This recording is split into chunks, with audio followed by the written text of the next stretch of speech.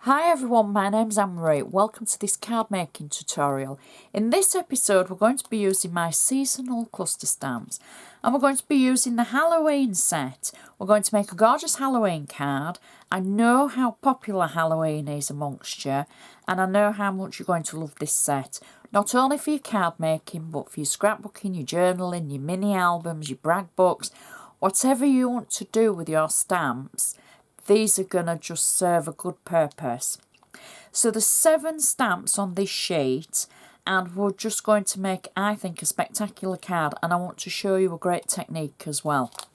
So the first thing that we need is our base card, and this is a 6x6" square card just in a white base. I'm going to use my bone folder to make sure we've got a nice sharp crease along the top, as always. And as always, everything I use will be listed on my website, so please check it out. The link for my website is shown as a watermark across the top of the tutorial. And also you'll be able to find it on Facebook and on YouTube, etc. And for anybody interested, I'm still have my blog as well. So you can always check that out. There'll be links everywhere for that. So I've used my bone folder to make sure we've got a nice sharp crease along the top. And we're going to add the insert. Now the insert is really quick and easy. I've already gone ahead and made it. I've cut out a piece of white cardstock that is just slightly smaller than the insert, and I've simply stamped using the large pumpkin stamp on the cluster sheet, and I've just stamped it, repeat stamped, just at different angles, and then I've used a little bit of ink to colour it. I've got flat tape on the back, and that means there's no sentiment in the centre of this card. You would be able to write your own and then add something spooky or send your love, etc. to whoever you are sending it to. You know, use the cluster stamps with what you have in your stash, because that's what it's all about. And they're going to work so well with other things. So that's our insert, and it's such a super cool, easy idea. Now for the outside of the card, I'm going to use my bone folder again, just at the top, to make sure that crease is nice and sharp. My base layer is black and orange cardstock. Now you could use the Sweet Dixie cardstock for this. There's some gorgeous cardstock available. Check again my website showing all the colours of the cardstock available. So I've cut this to 5.8 by 5.8 inches for the black card, and then 5.6 inches for the orange card, and that gives me a gorgeous matte and layer effect. Now this is where we're going to do a technique. And I wanted to show you the technique because it is really, really cool. I've cut out a layer of cardstock that is 5.5 inches square, just under. And I've stamped it with the cluster background of the pumpkins. And I've actually stamped using perfect medium, and then I've heat embossed it with white ink. Now what happens is, you can see the white ink on the cardstock, but if I take one of the distress inks, and this is Wild Honey, and I've got a tiny blending tool, one of the little tiny blending sticks, and I dab this in and then select a few of the pumpkins around the edge and just use the tool like a stamping motion, and then just press down to get the colour into the pumpkin, and I can do as many or as few as I like. I'm going to have to go around the whole edge because it'll look a bit strange if I only do a few at the bottom. But we can pick out the ones we want. Don't panic that you go over the edge.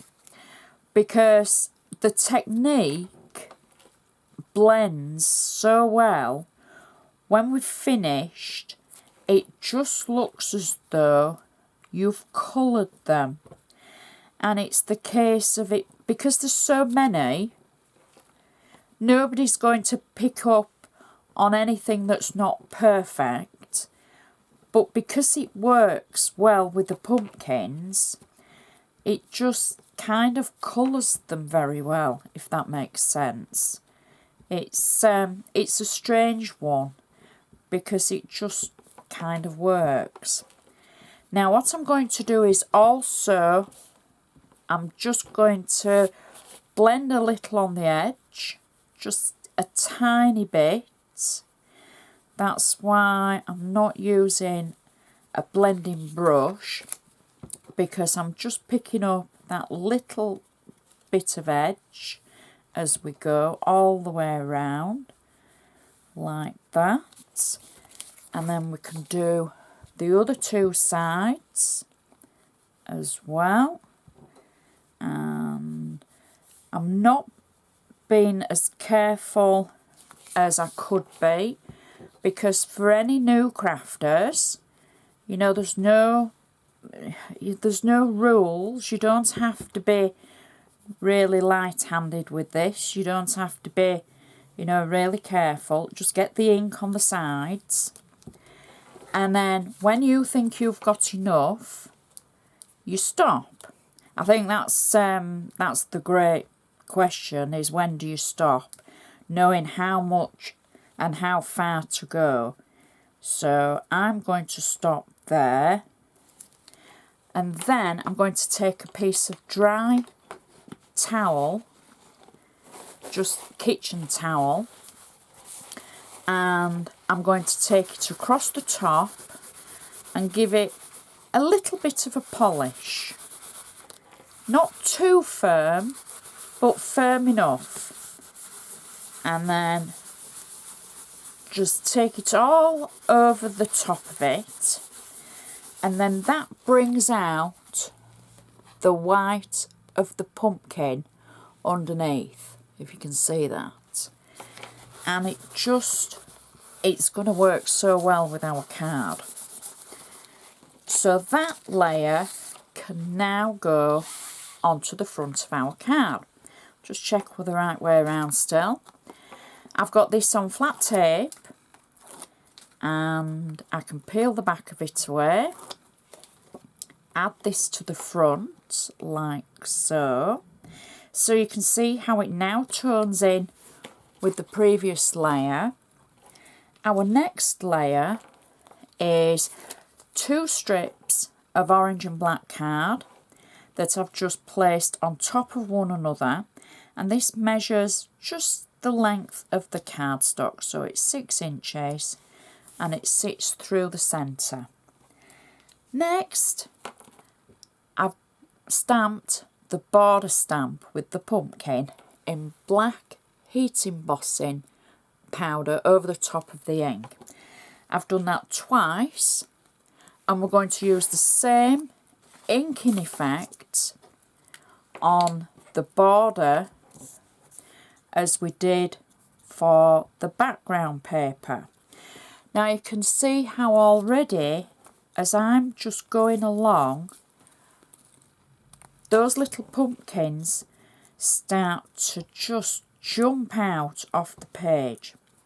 I'm not being strictly careful with the ink. I don't have to be. It gives it like a shadowed effect. And you can see how quickly I've managed to do that. You can go as dark or as light as you want. You can take it around the edge, or you can just leave it as it is. The one thing you want to remember to do is always take a dry towel and just give it a wipe, because where the heat embossing powder has been embossed and it's nice and shiny, that ink will sit on the top. It won't soak in. It'll only soak into the actual paper. So you can see now we're still nice and shiny, and we've got the colour for our pumpkins. So now I'm going to add both of the border strips, one to one side over the centre panel and the second one to the opposite side. They're going to overlap a little bit, but don't worry about that. There we go. So now we've made a gorgeous border with our pumpkins. Next, I've die cut some black cardstock. I've just used a label die. It's a Spellbinders die. It's in my stash. So, I mean, you can use whatever you want. I've just used 3D foam on the back, and I'm going to put that just kind of over the centre of the border.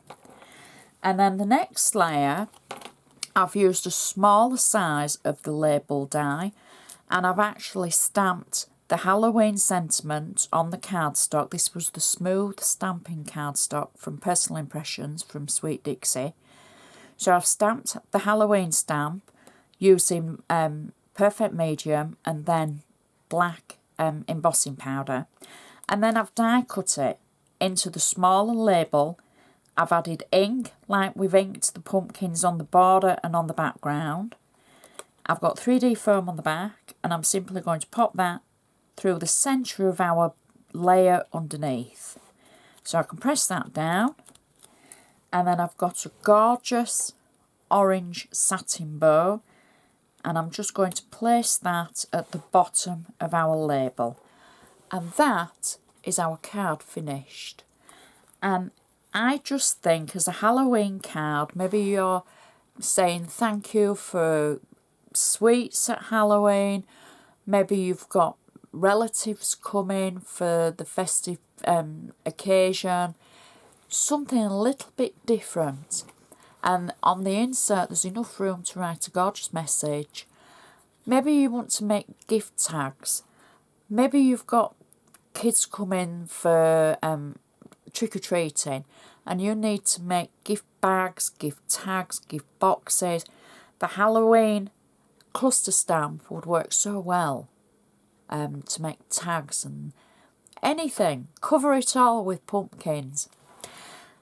If you check my website, there'll be a list of everything I've used, and there will be details about the cardstock, etc., and the rest of the cluster stamps for the seasonal cluster stamps.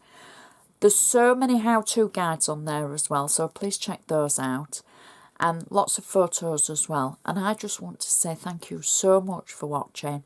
I shall see you next time.